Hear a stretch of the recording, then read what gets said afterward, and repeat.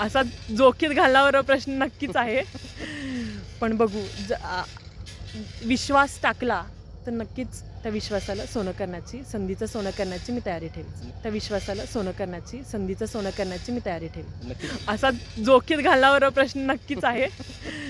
पण बघू विश्वास टाकला तर नक्कीच त्या विश्वासाला सोनं करण्याची, संधीचं सोनं करण्याची मी तयारी ठेवेन. नक्कीच. आता नमस्कार, टुडे समाचार न्यूजमध्ये सर्व प्रेक्षकाचं स्वागत आहे.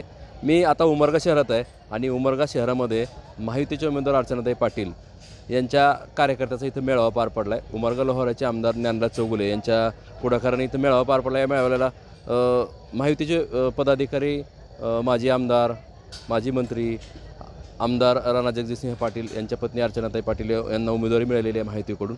आता आपल्यासोबत आमदार ज्ञानराज चौगुले जे आहेत शिवसेनेचे, त्यांची मुलगी आकांक्षासोबत आहे. आपल्या नेमकं काय आता इथं बैठक पार पडलेली आहे, मेळावा पण झाला आणि मेळाव्याला खूप गर्दी झाली होती.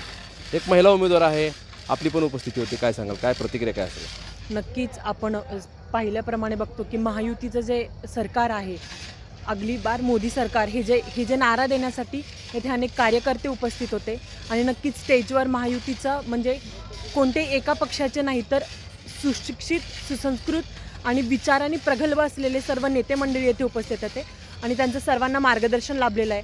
आणि त्यांनी एकच आश्वासन केलेले की विकास विकास विकास. या विकासाच्या जोरावर आपण अर्चनाताई यांना आपण येणाऱ्या 7 तारखेला त्यांना राष्ट्रवादी चिन्हासमोर मतदान करून निवडून आणण्याचं त्यांनी आवाहन केलेलं आहे. काय सांगाल, एक महिला उमेदवार आहेत, आपण पण महिलाच आहात. महिला उमेदवार नक्कीच मोदीजींनी, इथेही मला मोदीजींनी केलेलं कार्य सांगावंसं वाटतं की 50% महिलांना आरक्षण देण्याचं काम त्यांनी केलेलं आहे. आणि नक्कीच आपल्या अर्चनाताई अधिकृत उमेदवार महायुतीच्या आहेत. त्यांचं जिल्हा परिषदपासून चं कार्य आपण पाहत आलेलो आहे.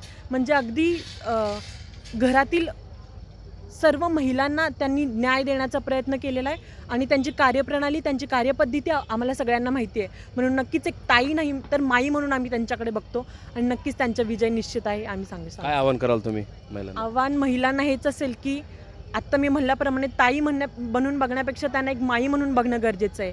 त्यांनी आपल्यासाठी उमेद अभियान यातर्फे अनेक ज्या शासकीय योजना असतात त्यांचा उपयोग सर्व महिलांना कसा पुरेपूर होईल यासाठी त्यांनी खूप प्रयत्न केलेला आहे. आणि महिला सक्षमीकरण, महिला सबलीकरण यासाठी त्यांचा आधीपासूनच काम चालू आहे. आणि आत्ता जर त्या आपल्या धाराशिवमधून जर त्या पुढे ह्याच्यामध्ये लोकसभेमध्ये निवडून आल्या तर नक्कीच त्या आपला विकास विकास विकास हेच धोरण ठेवून ते काम करते. महत्त्वाचा एक शेवटचा प्रश्न आहे. आता माजी मंत्री बसवराज पाटील यांनी एक भाषण करताना सांगितलं की हा मतदारसंघ जर महिलांना सुटला तर कसं बघता याकडे तुम्ही? विधानसभा लढवणार? त्यावर आत्ता मी काहीच हे करणार नाही. अशी तयारी दिसते तुमची, कुठल्या पण कार्यक्रमामध्ये तुमचा पुढाकार असतो? नाही, कार्यक्रमामधला पुढाकार हा नक्कीच माझा राजकीय घराणा असल्यामुळे किंवा वडिलांकडून ते मला आलेलं आहे. राजकारणापेक्षा मी समाजकारण असं बोलीन.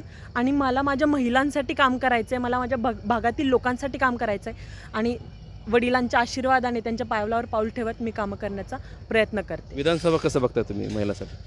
विधानसभा महिलासाठी 2029 आत्ता बसवराज पाटलांनी सांगताना सांगितलं की 2029 नक्कीच. तुमच्याकडे पण पाहत होते ती. असा जोखीत घालणारा प्रश्न नक्कीच आहे.